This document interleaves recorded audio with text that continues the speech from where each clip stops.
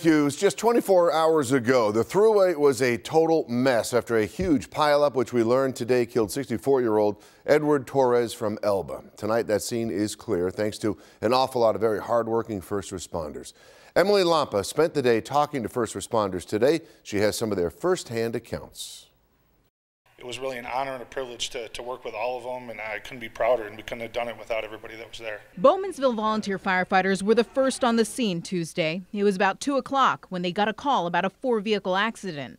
But as we now know, that situation quickly escalated. It ended up being about a half a mile worth of just bent cars.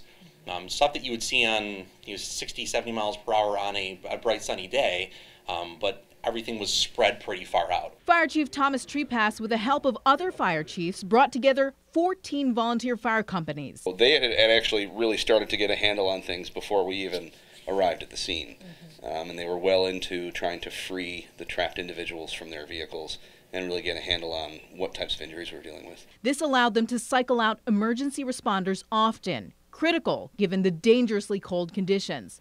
Dr. Joseph Bart and Dr. Michael O'Brien were 2 of Erie County's 4 volunteer physicians that got to the scene shortly after.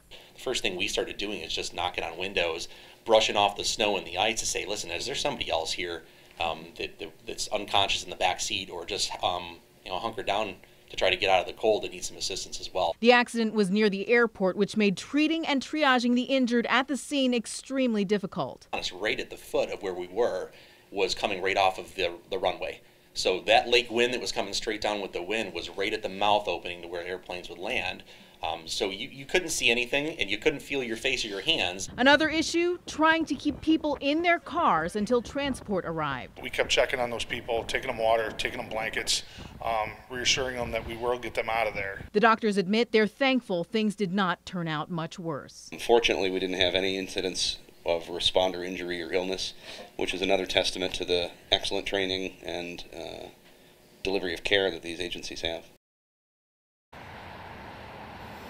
And because of what happened yesterday, Erie County management officials say that they want to remind motorists that the best place to be in an incident like what happened yesterday is inside your car, because even though you might be slightly injured, those emergency responders will get to you and they will treat you. Now, I am told that in terms of getting people out of the area, the way that they did that yesterday is they had upwards of 20 ambulances going in and out of the area, as well as a Lancaster school bus to help people get to safety.